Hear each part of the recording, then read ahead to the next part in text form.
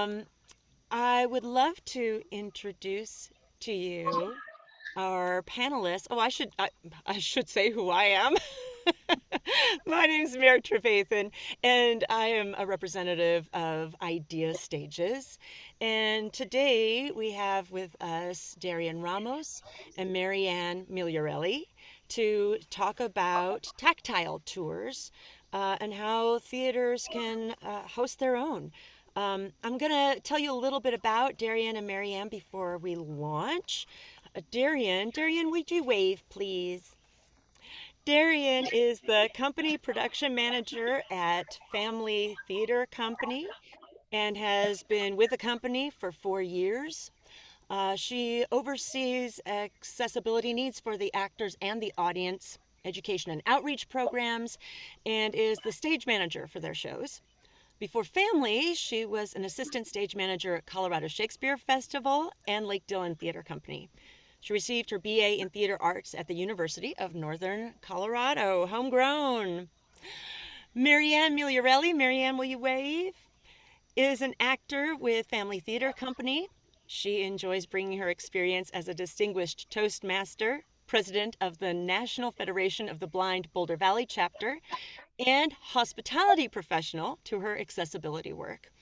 In her spare time, Maryann enjoys fitness, cooking, singing, and leading improv workshops. And I know, Maryann, you've been doing those virtually, haven't you?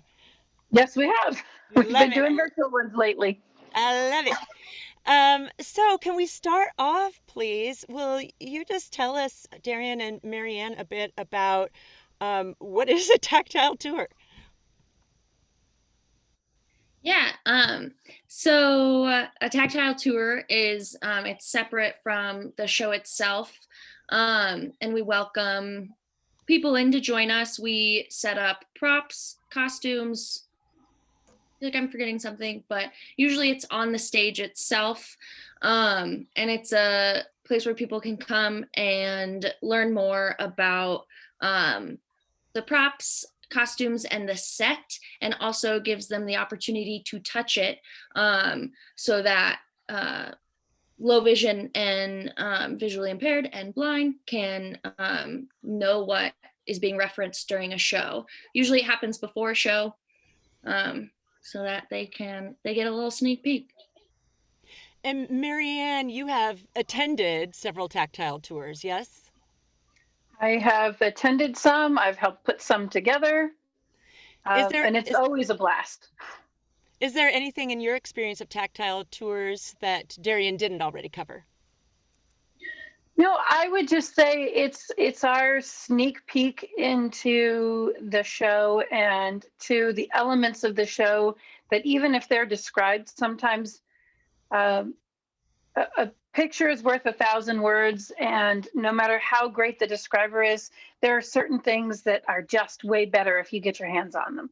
And so that's why tactile tours definitely open us up to an even greater understanding of a show. Thank you. And what would you incorporate in a tactile tour? Darion, you mentioned props and costumes and that would happen on the set. Yeah. And there was a couple shows that we've done when we did Chicago, and then again when we did Honk.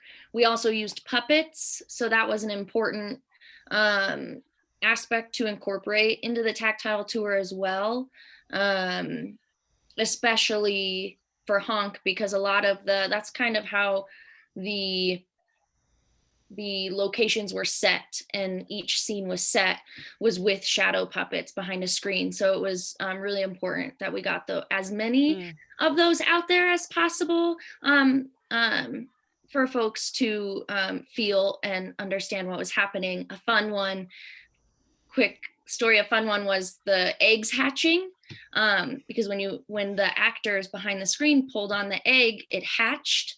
So it was really awesome to show that and have folks feel that and understand what was happening behind the screen. And Yeah. you have some photos of some tactile tours that you've been involved in, yeah? Is it a Yeah. good time to share those and you can walk people through them? Yeah. Okay. I hope you have Elsie the cow. I don't. We had trouble finding a lot of our photos, so unfortunately they come from just Honk in Chicago. Okay. I did a lot of searching and this is what we found, but I've made it a mission to make sure that we continue to Sorry, get them on the day of. my screen's going a little bit crazy here. I think we wanted to start with this one, yeah? Yeah. So usually you want to take the costumes. For this was for Honk. So it was important to show as many costumes as possible since all the characters were kind of the word is escaping me, but barn animals. Not exactly dressed up like a chicken, but embodied.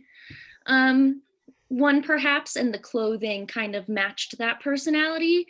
So it was important to get as many of those out as possible. We try to use costume racks or tables to easy access to feel them and get around to them. And if it wasn't Honk and it was a different show you were doing, it's kind of like what costumes are pertinent to the story.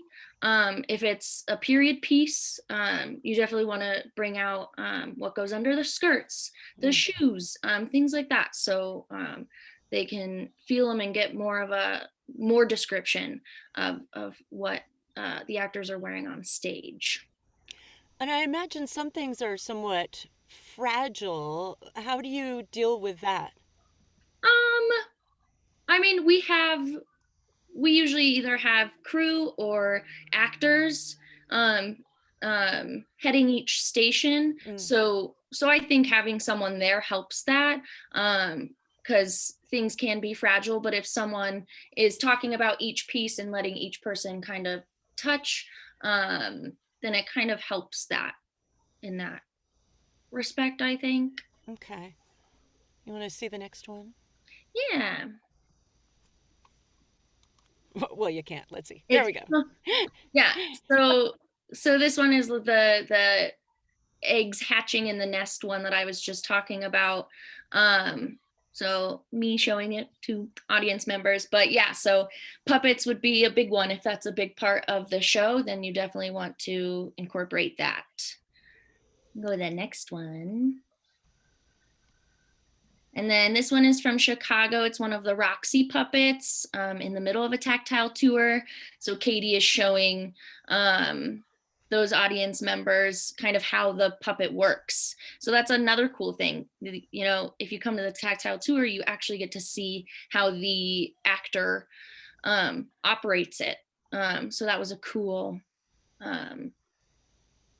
thing as well. For kind of reminds me of pop-up video, which you might be too young for, Darion, but that it explodes the experience and gives you the trivia and the behind the scenes. It seems like it has value for those beyond low vision and the blind. Exactly. Yeah, I agree. Next one. Yeah. And then, like I said, props. Props is a big one, and it's like if you have 40 or more handheld props or props, then you don't want to overwhelm anyone and you don't want to show all of them. And so again, it's kind of like what is pertinent to the story, but also sometimes we also choose kind of what took a lot of work and what is just a cool prop that isn't even a huge part of the story or comes in once, but a lot of work was put in, or it has a cool aesthetic, then we will bring those out as well. But again, try not to overwhelm. So what would you say, is there a particular range of number of things that you would have out that you think would be ideal? I think what we do, it's kind of like, if we're gonna, like, for instance, here we used the desk, Billy Flynn's desk, I believe. So it's kind of like what fits on there and what is spacious enough. We kind of go off of that as well. Like, what table are we using? How much can fit on it? what seems overwhelming and not. But I don't know that I'd put a cap on it, because if it's important to the story, it should be out there. So if you have a lot of things that are important to the story, important to have a description, important to know what it looks like, then I'd put it out there, honestly. Yeah. How long do you usually aim for the overall tour? I think we provide an hour, because if we have big groups, then we section people off, and we break it up into groups: props, costumes, set, and puppets if you have puppets. But if it's a smaller group, then it probably won't go as long, because we don't have to do all the rotations, but we give ourselves about an hour. So it tends to be, okay, you do it in rotations, right? Maryann, does there tend to be some sort of orientation at the beginning of a tactile tour? Sometimes there is, at least just to sort of say, we're going to be looking at this and this and this. And there's usually a little bit of a, how we're dividing up the groups or whatever. If it's a big enough group to need division, sometimes there might be a bit of an introduction of the actors or the people who you'll meet on the stage as part of the tour. And then it's just sort of, either count off or divide out amongst the groups. And sometimes it splits out, like she said, props, costumes, set pieces. If there's one or two big things that would take up their own station, it might be its own separate thing beyond. Like, I remember the tour for Annie, and there was one whole set that was like stuff to do with the kids, and like the bed that all the kids were on and so on. And then there was another whole set that was Ms. Hannikin's piece, and the doll that she tore apart and threw at the children, mean woman that she was, and so on. And different costumes. There were it was, each show lends itself to a different division, but usually the beginning of the tactile tour explains a little of that, like where you're going and what you'll see when you get there. You mentioned potentially actors from the show. From your experience as a participant, Maryann, is it special to have actors be part of this? Do you recommend it that theaters do so? If actors want to be a part of it, and generally when you put the word out to people that you're going to do this tactile tour and whatever, you usually don't have too much trouble getting some actors who are willing to volunteer to be a part of it, because actors get that they're sharing their craft. And in a much more intimate way. And so obviously not every actor is needed, and not every actor would be all desired at the same time to do a tactile tour. But it is definitely wonderful for the people who are having that tour to get that extra little interaction with people who are a part of the show. It just heightens the experience all the way around. Darion, do you typically have actors be part of the tactile tour for Phamaly? So we once we get our show started, we'll reach out to the like the actual performances. We'll reach out to the actors and get interest. And usually we have no trouble for people hopping on to do it. We also usually the assistant stage manager or managers or any crew. We kind of use who we have and who know the pieces well. In addition to just having knowledge of the pieces and the show, Maryann, are there qualities in a actor or stagehand that what are the adjectives of the human that makes a good person to work the tactile tour?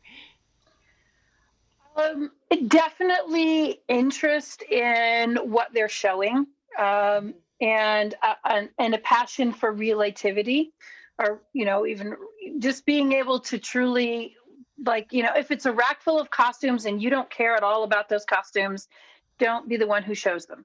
But if you're somebody who enjoys the textures, enjoys the backstage fun of such particular costume or whatever, sometimes it will even be the actors who are going to wear that particular piece, or who very much work with the other people who wear that piece, and will say, okay, here is so and so's wig, and it's really crazy, and it's like I was going to say, like the witches from Into the Woods, like crazy wild hair and, and bizarre things on their wigs that made them very, very interesting. And, or like in, The Foreigner, one of the guys who showed us what the KKK stuff looked like. I had never seen anything quite like that, and frankly, I don't ever want to see it again. But for obvious reasons. But you got to have a villain in order to have a story. And so when that story was set for a Tactile tour, he wasn't wearing it, but he talked about it and what it felt like to have to wear it, and so on. So that made that exceptionally beyond real, to be able to check out a garment like that. People who I had a lot of fun having props masters help with a Tactile tour, because they love to share the stories of how something got created, or what they do in order to make that happen. So sometimes that becomes really powerful, or somebody who can explain, like when Phamaly did How to Succeed in Business Without Even Trying. One of the things that they showed was the big, huge swing that they put on the stage to so that somebody could do scenes from up on the window ledge and swinging into view and whatever. And so the actor who was able to do some of that was the one who showed it to us, so that he could describe what it was like to do that, and what it took to maneuver that piece, and so on and so forth, on and off stage. So sometimes those things really, really make the picture even bigger. And pardon a super ignorant question.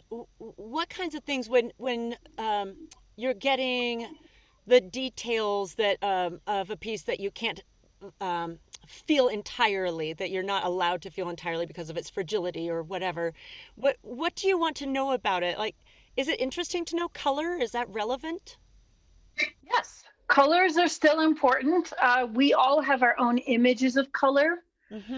We certainly know what textures are. Some people might say the color isn't as important, but it's a part of the picture. So you don't just say, well, here's so-and-so's lace dress. You might say it's their, blue lace dress, or their dress with a fancy white this or that. As a matter of fact, I remember when I helped stage the tour for It's a Wonderful Life, when Phamaly did it and asked me to come in and set the sensory tour. And there were a couple of dresses that I picked that I thought, oh my Lord, these are absolutely awesome. They're gorgeous. But they were actually vintage dresses. So they pulled them out of the Tactile tour. Now I was like, everybody I know that's coming to this tour would absolutely not ruin these dresses. But I understand why they had to take them away. I felt like I got an extra bonus because I actually got to look at all the costumes for that show. So I did get to see. But I mean, if that's the case, if it's something too delicate for everybody to touch, then a description that kind of explains why. This is actually a vintage piece of clothing. It is super delicate lace with such and such, and so on. So when I talked to the audio describer who was going to do the show that day, I remembered saying, we originally had this dress and this thing in the Tactile tour, and they got pulled from the tour. Could you make an extra point to describe them? And so she did, because otherwise nobody else would have had kind of the experience that I had had from being able to touch something that was delicate. But for the most part, frankly, unless something is hand spun glass and the most sensitive, tiny thing in the world, blind people aren't going to break it because we're used to touching something that's very delicate. Might be some other people might break it, but the blind folks aren't going to be the ones who break it because we read Braille all the time. We're used to touching soft, delicate things. So that's something to consider, even if it means you hold it and you might guide my hand to it and say, this is what that feels like. It's definitely more of a possibility for us to be able to touch something delicate than the average person that's going to go on your stage. Super great point that I hadn't thought of. Hey, Amanda, thanks for letting me know that the slides seem to be behind. I'm going to try sharing these from the beginning, and what I'll do is I'll not do full screen, hoping that might make them a little more predictable. And Darion, if you'll just quickly run down which was which, because if that was Amanda's experience that they were off, I'm sure that was everybody's experience. My apologies for that. Totally. And just to also jump off while you're screen sharing really quick, if for whatever reason, like if it's a costume or whatever that like absolutely no one can touch it, I wonder if it's possible to like have a sample of the fabric at least, and maybe even a dress of the same, I'm just using dress, but a item of clothing that is the same, I want to say model, but that's not the right word, but same material at least, or maybe material, but cut. That's less fragile maybe, and then a sample of the more fragile. I had just thought of that. So if for whatever reason it's like a definite no, then I would try to get your hands on a sample of that fabric at least. Yeah, that's a great idea.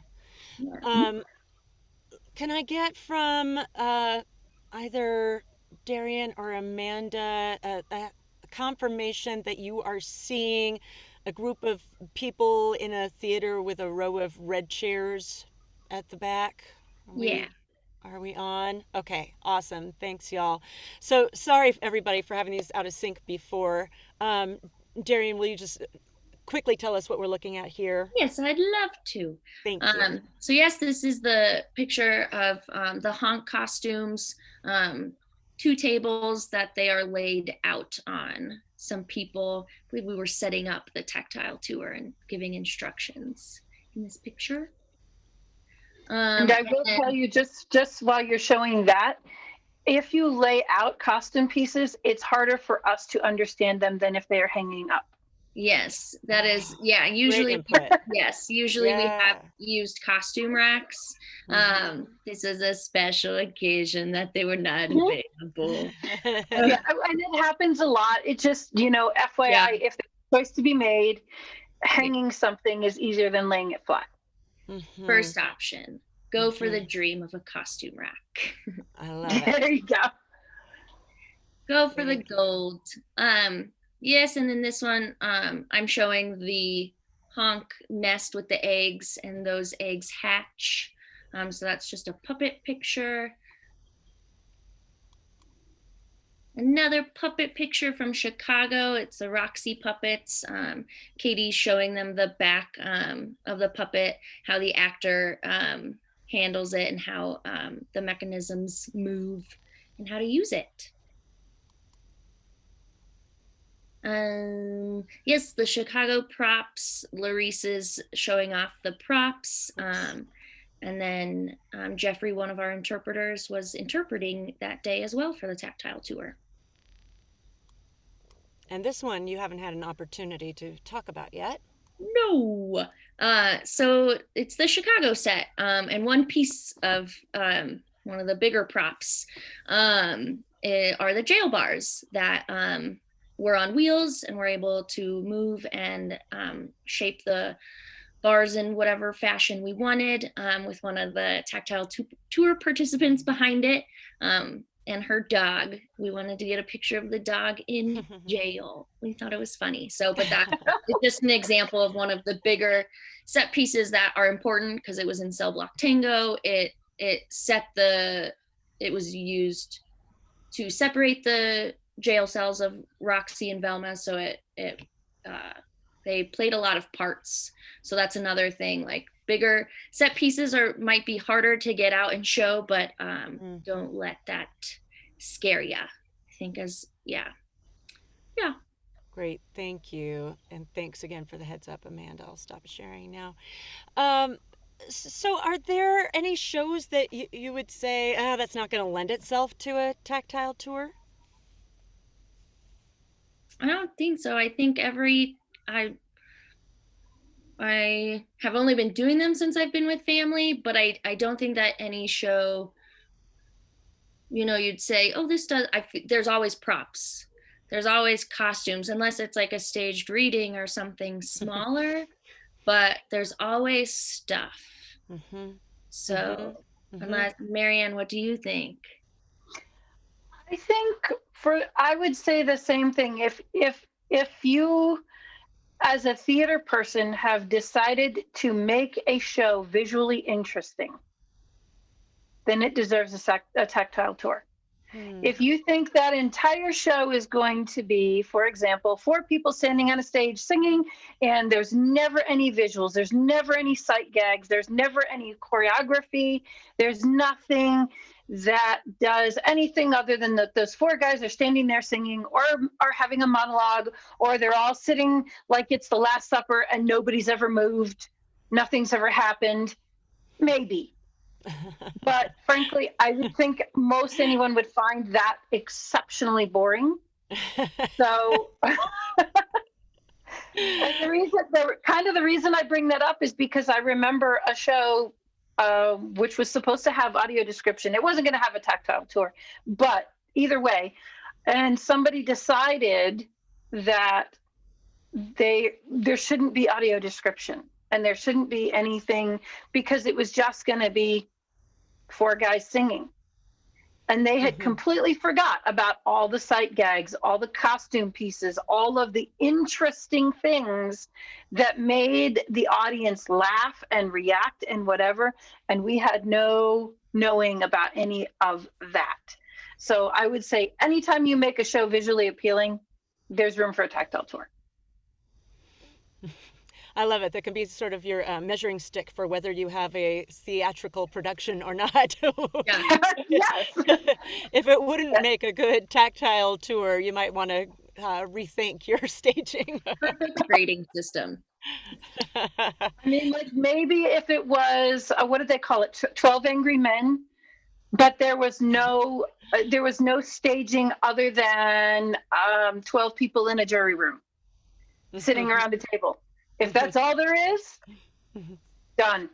Don't need it. But there was more staging than that. There is more interest than that. So, I mean, like if you took it to its bare minimum and there was nothing, then okay, fine and dandy. But I mean, like we did Romeo and Juliet a few years ago.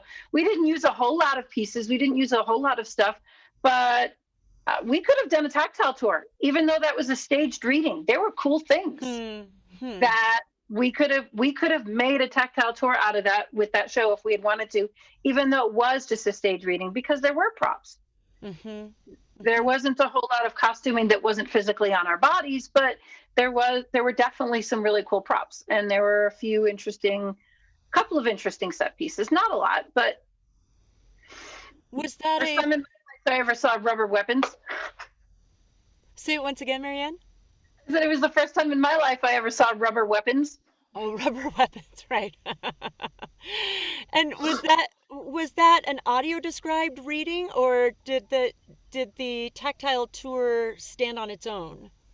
We didn't do a tactile tour for it. It was only 2 weekends but what was a staged reading, and there was I want to say there was one day when there was audio description. The reason this came on my radar as a class that we might want to do was because audio describer Bonnie Barlow mentioned that tactile tours often work in tandem with audio description. And what I'm understanding, I think, from hearing you speak, Maryann, is that you would really want to do the tactile tour before you would do the audio description. Is that right? I would definitely recommend the Tactile tour prior to a show, just Uh-huh. so that when those props and costumes and pieces come up, that you already know what they are. You've already filled in those blanks.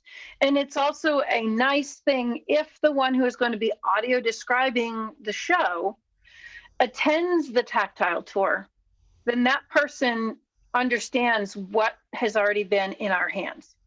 Mm-hmm. Mm-hmm.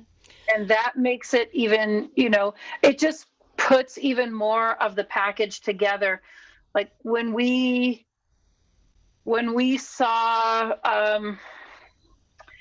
we did an a Tactile tour for Little Shop of Horrors.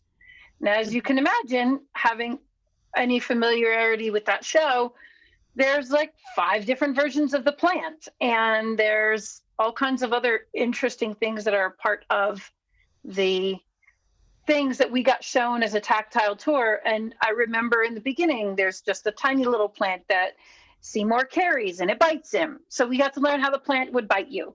And my husband got bit by the plant. I thought it was fun. But then later on, there was a plant that was a puppet. So we got to learn about the puppet, and the roots of the plant danced and the head of the plant moved and so on. So we learned a bunch of that. When it came time for the audio description, she was able to say, the plant with the roots that dance. We understood what that meant because she knew that we knew. Right. Yeah, great point. And so would that typically happen on the same day? Would people come early for the Tactile tour and stick around for the audio described performance that evening? Yes, or that afternoon, whichever way it Uh-huh. is. When Phamaly does them, traditionally it's like a noontime tour and a 2 p.m. show or something like that. Uh-huh. Uh-huh. Darian, I see you unmuted. Let me let you into the conversation here. Yeah. Yeah. I mean, yeah, it's the same. Usually, and I know we had talked about this, but usually we have a full access day. And so audio description is part of that. So then Tactile tour is a part of that. But if we were, which we were going to this past summer, we were going to have more than one audio described show, and then we were also going to have it upon request. Then you question, do you also provide a Tactile tour before that show since they've requested audio description? I would say yes, that you would want to do that so that they had that opportunity as well. Like Maryann said, so that the Tactile tour happens before the show, because you don't want them to see the show and then the only Tactile tour we have is 2 weeks later, and then they're like putting pieces together. So if you have that option of requesting audio description for one night, I would also ask that question of, would you want to be a part of a Tactile tour? Mm-hmm. Mm-hmm. Okay, so there's one kind of scheduling consideration about when you host a Tactile tour, and you brought up, Darian, that it might be uh, by by request. What other things are you looking out for as you schedule your Tactile tour? When should it happen in the run? Um, what what goings on in the world do you try and either coincide with or stay away from? Yeah, we I think, was it gonna be this year? I can't remember because this year, but I know I'm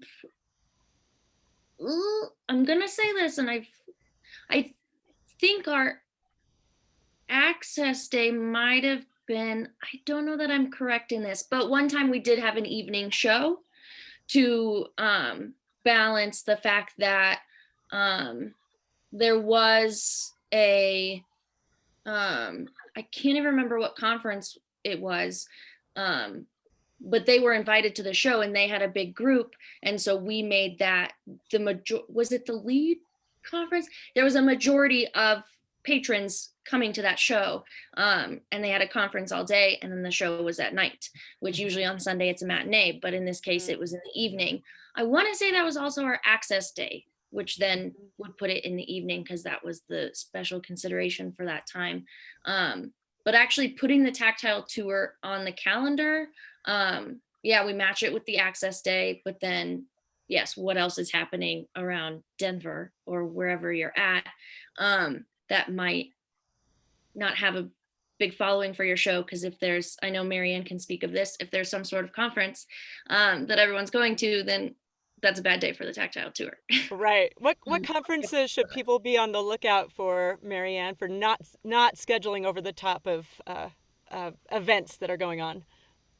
I would say if you're planning an access day, get in touch with the organizations that are around.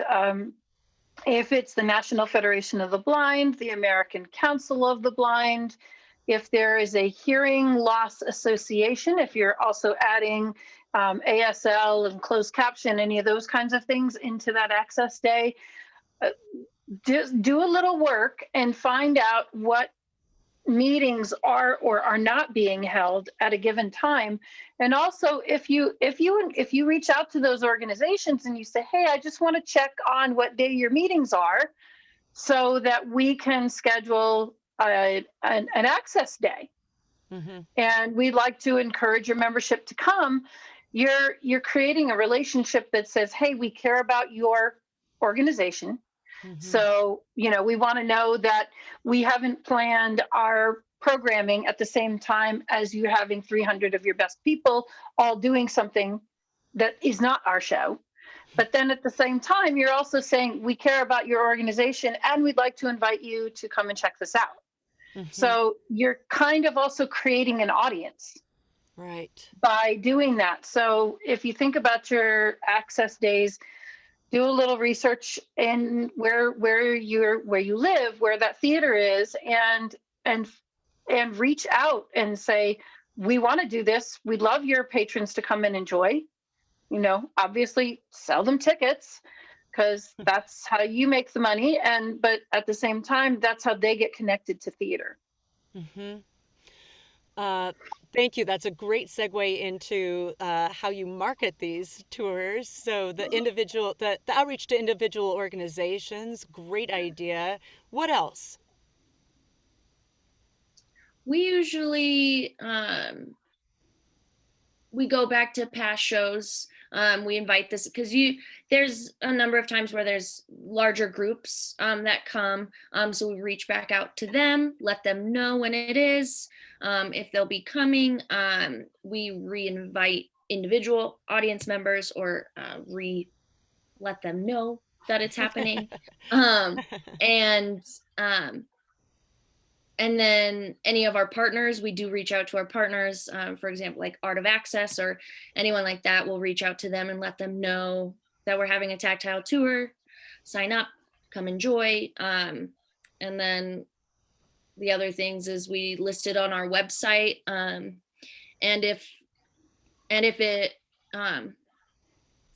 if for whatever reason someone didn't know it was an access day or whatever, and they had checked the box audio description, and then a pop-up window would come up and it's like, do you want to join the Tactile tour?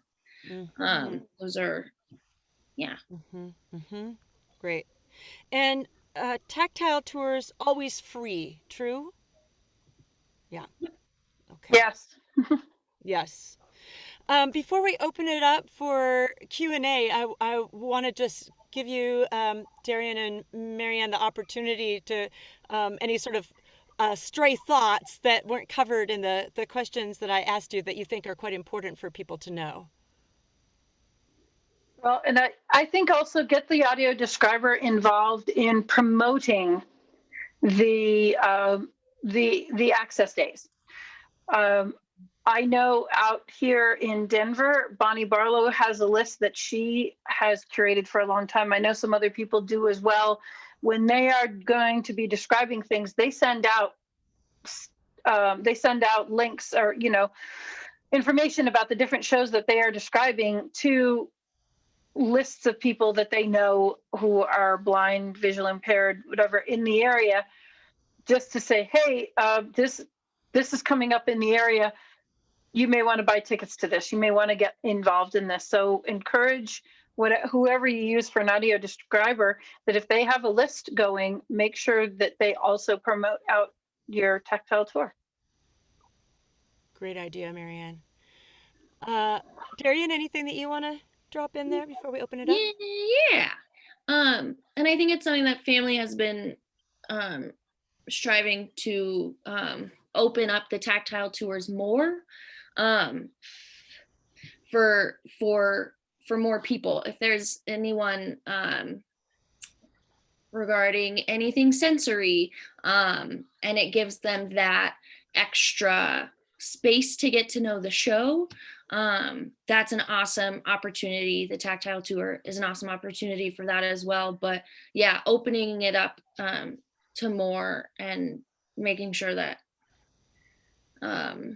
yeah, I think that's where my thought ended. Well, I have a follow-up question in that respect. Do you ever have to cap the number of people who are coming through? Are they ever so popular that you're like, ah, we're overwhelmed? No, I don't, but I don't know that we've yeah, I wouldn't say we've gotten an overwhelming number, but even if we did, yeah, we would have to figure that out if it came to that, if we would schedule a second one. Like if we had a certain number of RSVPs, which they RSVP before, usually we know who's coming before, so we have a good idea of numbers. So if for any reason we felt overwhelmed by the numbers, yeah, we could probably have 2 in one day before the show. That's possible. But yeah, I don't know that we've had an overwhelming group of people. Like, I mean, for example, when we did the tactile tours in Japan, it was a huge amount of people. And there was only the one. Different groups came in at a time though, but it was all once back to back. So yeah, kind of. Yeah. I would put that up to make that decision within yourselves. If it's too much, then I wouldn't see why not to have 2 in one day before the show. So from your perspective, no reason to be scared of making the announcement far and wide and letting anybody come. No, because like Mary and I both said, like breaking up into groups is not uncommon. So you don't have 50 people at one station. Yeah, no. Great, thank you. Yeah. Hey, group, anybody have a question? Feel free to unmute or drop it in the chat. If there's anything that you're interested in. Yeah, Amanda, I see your hand. So obviously, a lot of the shows that y'all are talking about, probably a lot of the audience members have some context for, but for new works or for works that are perhaps a little bit less linear storytelling wise, what's your recommendation in terms of orienting the audience in a tactile tour so that they have more context for what they're experiencing? That's a great question. Yeah, I think for the most part we do, but having that space before breaking up into groups or starting the tactile tour, having that conversation and more about the show and the world. Yeah. Maryann, do you have thoughts on that? Well, I was just going to say, I mean, I remember the tactile tour for Don Quixote. And if there's any kind of weird story within a story within a story, that's definitely one of them that's out there. And it's still a matter of show the props, show the pieces, and let you might just say this happens in the second half of the show when the actor does this or that, or like for example in Don Quixote we get to see the big shroud that they put up when he changes from the playwright to the actual story, and we get to see the place where the transformation took place. But later on, we ended up seeing the horses, and we saw other things. They're not always linear. And it doesn't matter if you're showing props, but they're from a bunch of different scenes in the show. Don't feel like you have to show everybody the first thing first, the last thing last. It's not, that's not nearly as important as actually, you can give context. This is something they use in the second act when they do such and such. I remember Barefoot in the Park, and we were checking out the set of Barefoot in the Park, and it was maybe the second or third thing I saw was the window and the window ledge. I had never seen Barefoot in the Park. I didn't know a thing about it. It was something that wasn't going to take place until pretty close to the end of the show, but it didn't matter. I got to see it. I could fill in the blank and figure out where it went. Do you ever get a spoiler?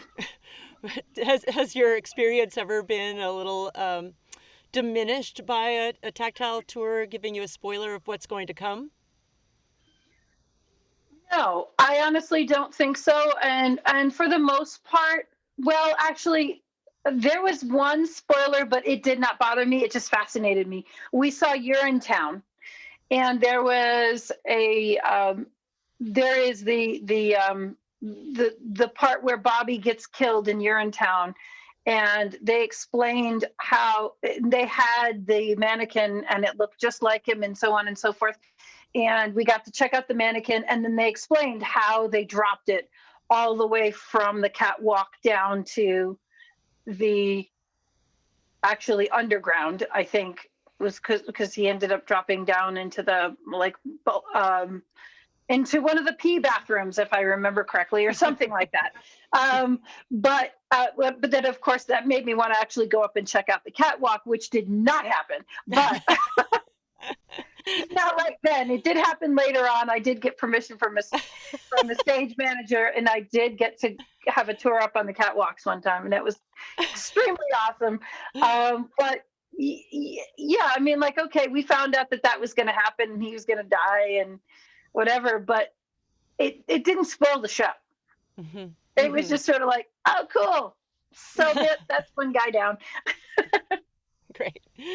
Yeah, to add on to that, because that's kind of might happen a lot. Like, you might feel like there's a spoiler alert, but I wouldn't be afraid of that, because you're not, it's not in the moment. There's still an experience to be had in the moment in the show. You're kind of just explaining what is also a part of that. So I wouldn't be afraid of spoiling anything, because I don't even think that's ever been in my head until, like, I think a couple weeks ago when someone asked me that question, and I was like, never thought of that. But yeah. Hasn't come up. Yeah. Okay. Yeah. Thank you. Thanks for the question, Amanda. Anybody else? Yeah, Patrick. I'm curious. I realize this is complex and sort of, a little bit spicy, I guess, but I'm curious if actors are ever included as the touchables in a tactile tour in some form. I mean, I think about it most obviously if, in terms of makeup prosthetics, that change the shape of your forehead, or, that are actual add-ons to their body. But I also know that blind folks who I've spent time with, that being able to touch my face or people's faces is a very important part of understanding who they're talking to. But that's obviously in very informal circumstances. Well, I will tell you, as a blind person who generally doesn't go around touching faces, because most of us don't have that contextuality type thing, but I have definitely seen times where there have been prosthetics that have been able to be looked at and so on. And there have been, if you want to see something really incredible, just for the sake of a good visual / non-visual,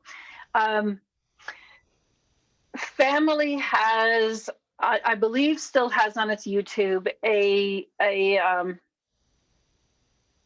Don Quixote. And it's not very far into the show when you see the horses. It is absolutely worth watching the beginning of the show just to see the horses. because for one thing, Phamaly just does something incredibly unique with it. But when they did bring out the horses for us to check them out, we did get to see the people who were being the horses, and they didn't mind being touched. It was like, yeah, I'm here sitting in the wheelchair. I have this mask above my head, so on and so forth. And we were able to check it out, and it was okay. It wasn't like we weren't just doing the major, right down somebody. We were being respectful of costuming and so on.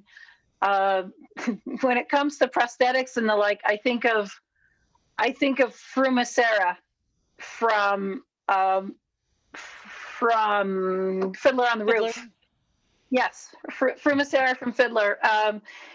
We didn't see her standing up on the platform that Phamaly made for it, but we got to see the platform and everything. And we did actually get to see her dress and prosthetics that actually made the visual correct, because they made it that she was much taller, much larger in every way. So suffice it to say, she was incredibly well endowed, and we got to enjoy the endowment as part of the Tactile tour, because frankly, and I mean, I was in that show and I didn't think about it at all until somebody mentioned, if you were looking at her and she just looked like an extremely tall woman, but the dress wasn't built out properly, it wouldn't have looked right. So it was part of what made it balanced. So we did get to check out something that we wouldn't have even thought about. Mm-hmm. To be clear, that was not a human. But the human who was wearing it, actually, the human who was going to wear it was the one who showed it to the Tactile tour. Yeah. Which made it really great. It was like, this is my hair, this is my bra, this is what my dress is like, so on and so forth. She had it all there in front of her for people to explain, because we couldn't have seen it on her because she was like 10 or 12 feet tall. So, we needed it at a much more reachable place, and it worked. I don't know if you've experienced this, Maryann. I saw a video.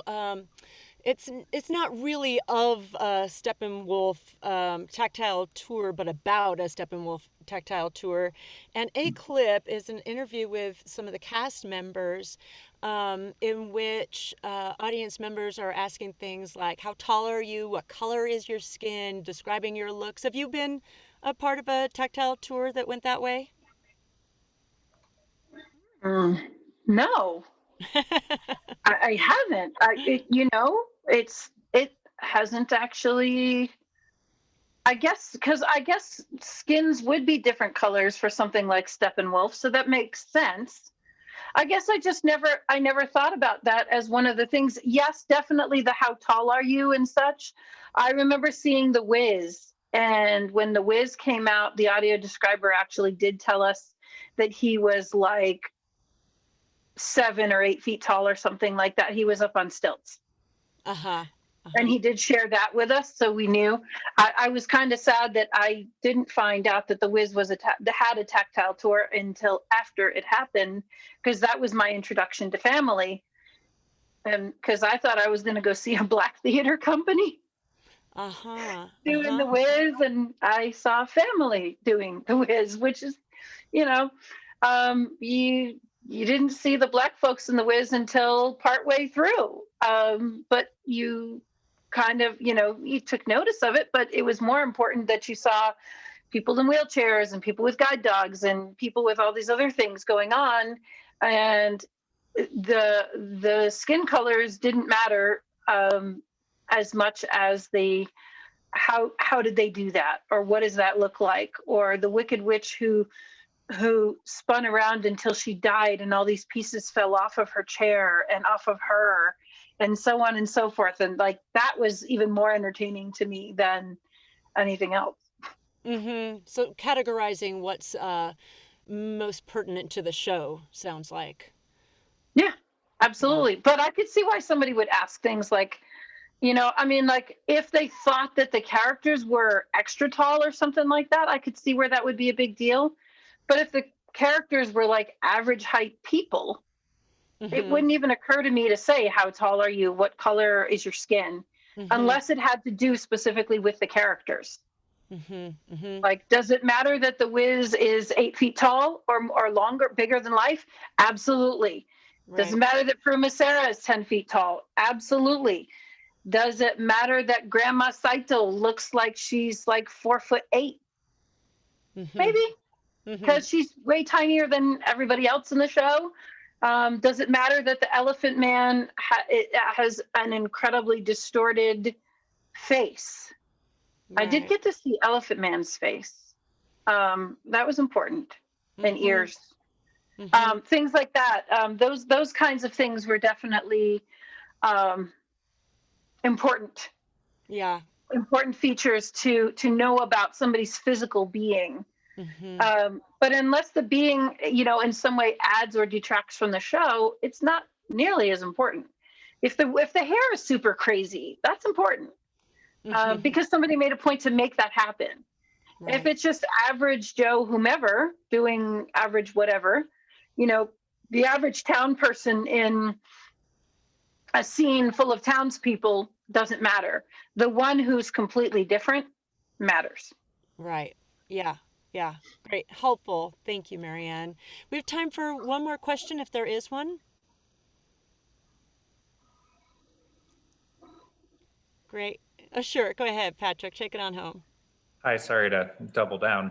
But I'm curious if you all have a protocol, Darion or Maryann, if you've experienced uh, I mean, I think like ephemeral or like non-tangible things like video content that's playing, or lighting changes to give a sense for low vision individuals, on a, whether it's that the video is actually engageable if it is brought close enough, or through a particular delivery mechanism. Um, yeah, I know I'm curious whether those are included in a tactile tour ever. We view, like, I go back to Morph Masters because that was projection based. Um, and I think in that respect, because usually if it's video and stuff, then I think for the most part, for us, we've made that a point to make sure that it's a part of the audio description. Um, as long as, I mean, I've only been with Phamaly for 4 years, so from the time that I've been here, I don't think like non-tangible items like that, like lights and video, have been a part of the tactile tour. I think, like, I know when we use captioning, we explain that the captioning was part of the design, and where it's at, but like, and that's the closest thing in terms of video and non-tangible. Maryann, do you have any experience with the ephemeral in a I tactile tour? do actually, and it fascinates me. I remember when I was leading the tactile tour for Fiddler on the Roof, and the light, one of the folks who was testing out all the lights, I specifically asked if they would move lights and do a couple of things while the theater was completely silent, so that those who wanted to could specifically look up and see those lights at particular points, but that you could also hear that they got moved around the theater and such, because it's kind of an intangible that most people don't even think about. They don't even hear those lights. They don't think about those lights, or the video things until then. So I specifically pointed it out as something. But I have also been on a tactile tour where somebody actually brought down one of the lights, or had a spare, and showed some lenses and films and things that they used to create the colors and the light and the patterns. And I'm just enough of a geek to love that kind of stuff and just be like, okay, so if you do it this way, then what does it look like? And kind of like the black lights and light bright, that sort of concept. If I probably just aged myself really, really well there. But, the whole idea that you could show this light through this particular paper with these patterns on it and it would make it look like such and such a thing. That was fascinating to me. And a few other people were really fascinated by it. We don't get quite the same image as everyone else, but it definitely was something major to behold. And it was just, a tech piece for the geeks in us. But Darion is right. When there's a lot of projections and stuff that's visual elements that are just on a screen, we do try to say, make sure that is in the audio description, because there's no other way. There's no way. I suppose somebody could, like getting closer to the stage most of the time isn't. You could say if a particular show has a lot of screen elements to it, you might say that if somebody is partially sighted, they could try to sit a lot closer and see if they could see it any better. It certainly could be an option to be offered, but it's not been something that we've actually specifically thought about. But it certainly would be, especially in a theater, if somebody's sitting way up in the balcony and they say that they can see a little bit, or you find out that they can, and you're going to use a lot of projections, you might say, hey, can we relocate you down to the bottom and get you a better seat, find out if that's going to help. That might go a long way. Great idea to be dropping in for us. Thank you for the question, Patrick. Thank you to Darion and Maryann, everybody, for being here. I'm about to drop into the chat contact information for Darion and Maryann, who have, and I'll also do a little screen share of their information, who have both said that they are willing to be informal consultants or formal consultants, depending on what you need. So don't hesitate to reach out to them if you have some follow-up questions or want to try and get some help putting this into practice. Hey, thanks everybody. Hope you have a fabulous rest of your month. Can't believe it. Can't believe it. We're at the end of November, y'all. I Much love. know.